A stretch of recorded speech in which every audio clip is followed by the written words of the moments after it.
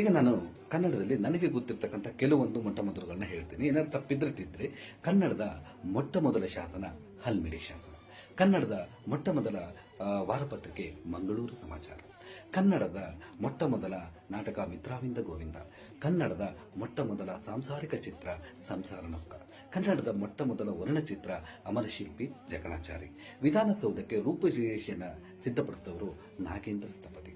ಕರ್ನಾಟಕದ ಮೊಟ್ಟಮೊದಲ ಮುಖ್ಯಮಂತ್ರಿ ಕೆ.ಸಿ. ರೆಡ್ಡಿ, ಕ್ಯಾಸಂಬಳ್ಳಿ ಚೆಂಗಲರಾಯ ರೆಡ್ಡಿ. ಸೊ ಕರ್ನಾಟಕದ ಹಲವಾರು ಮೊಟ್ಟಮೊದಲುಗಳು ಏನ್ ಗೊತ್ತಾ ಗೆಳೆಯರೆ, ನಮ್ಮ ಕನ್ನಡ ಮತ್ತು ಇಂಗ್ಲಿಷ್ ನಿಘಂಟನ್ನ ಮೊಟ್ಟ ಮೊದಲ ಬಾರಿಗೆ ರಚಿಸಿದವರು ಯಾಗೊತ್ತಾ? ಅವರೇ ಫರ್ಡಿನೆಂಟ್ ಕಿಟಲ್. ಇವರು ಜರ್ಮನಿಂದ ಬರ್ತಾರೆ. ಜರ್ಮನಿಂದ ಬಂದು ಮಂಗಳೂರಿಗೆ ಬಂದು, ಮಂಗಳೂರಿನಿಂದ ಧಾರವಾಡಕ್ಕೆ ಬಂದು ಇಲ್ಲಿ ಕರ್ನಾಟಕದಲ್ಲಿ ಪ್ರತಿಯೊಂದು ಗ್ರಾಮಗಳನ್ನು ಭೇಟಿಯಾಗಿ, ಗ್ರಾಮಸ್ಥರನ್ನ ಭೇಟಿಯಾಗಿ 70,000ಕ್ಕೂ ಮಿಗಿಲಾಗಿರ್ತಕ್ಕಂಥ ಪದಗಳುಳ್ಳ ಒಂದು ಕನ್ನಡ ಇಂಗ್ಲಿಷ್ ನಿಘಂಟನ್ನ ಅವರು ತಯಾರು ಮಾಡ್ತಾರೆ. ಹಲವಾರು ಗಾದೆ ಮಾತುಗಳುಳ್ಳ ಒಂದು ಪುಸ್ತಕವನ್ನು ಅವರು ತಯಾರು ಮಾಡ್ತಾರೆ. ಅವರು ಕನ್ನಡವನ್ನು ಓದಲಿಲ್ಲ, ಅವರು ಕನ್ನಡವನ್ನು ಬರೆದರು, ಕನ್ನಡವನ್ನು ಮಾತಾಡಿದ್ರು, ಕನ್ನಡದಲ್ಲೇ ಜೀವಿಸಿದ್ರು ಫರ್ಡಿನೆಂಟ್ ಕಿಟಲ್.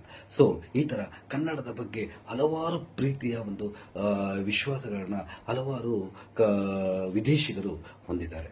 ಅದರಲ್ಲೂ ನಾವು ಎಂದೂ ಮರೆಯಲಾರದಂಥ ವ್ಯಕ್ತಿ ಫರ್ಡಿನೆಂಟ್ ಕಿಟಲ್. ಅವರನ್ನು ಸ್ಮರಿಸೋಣ ಕನ್ನಡಕ್ಕಾಗಿ.